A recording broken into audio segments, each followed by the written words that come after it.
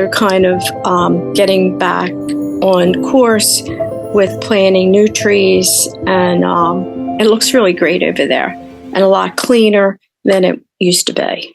I don't like seeing trash, where beautiful nature should be. We do a trail cleanup once a week, even if it's just me sometimes. It's just always a treat to see them and work with them. And it's really all I can say.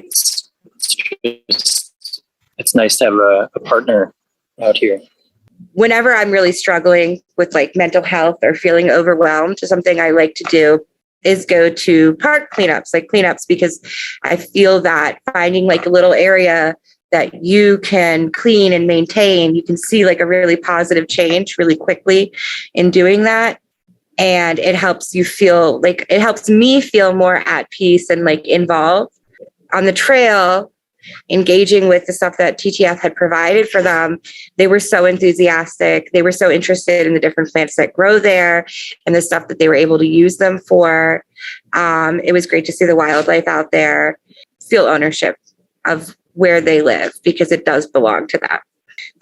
And I love how hard they work to find things that are engaging for everybody that's living there and accessible to everybody that's living there. Two most noteworthy projects that folks might know about is the new logo for TTF Watershed and all the brand elements that go along with that.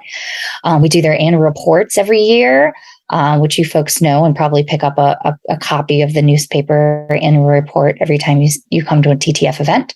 About to launch soon is the new River Alive scavenger hunt mat. That will be coming your way in the next couple of days. TTF is my favorite client. They're so lovely and fun to work with. We're so enthusiastic to work with them every time. We just can't get enough of them.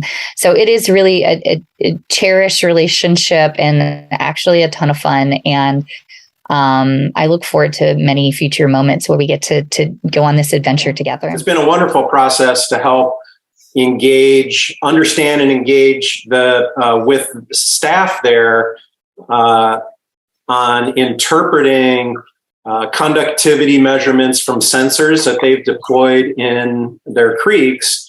These sensors are part of our Enviro DIY, sort of a do-it-yourself environmental monitoring tools and techniques that we've developed. They're one of the first organizations we've been working with that have sort of spent a lot of time developing sort of template communication tools and methods to help communicate this salt issue with their audience and protecting and conserving our environment. And they dig in and are excited about doing that work.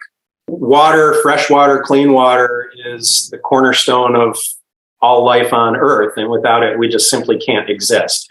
Well, for TTF, I painted 4 very large murals underneath of the Whitaker Ave Bridge. They're all of birds. One is a great blue heron. One is of a nuthatch. There's a peregrine falcon and a kingfisher. These are all native birds that you'll see in the park. I mean, with a lot of conservation work, it can be an uphill battle the whole time, and what they do with the community and how they bring people in and how they educate them, and that park being sort of a hidden gem for nature. The countless times I've been down there and I've seen deer and fox and all the different varieties of birds. It's really awesome to know there's a place in the city where you can experience wildlife, and being educated on it makes you just more aware of its presence. And that's something that is inspiring, because that's what I try to do with the work that I create. It's good to keep it clean because that's all we got, so, you got to find ways of making sure that we can distribute it. Everybody can be in service of, excuse me.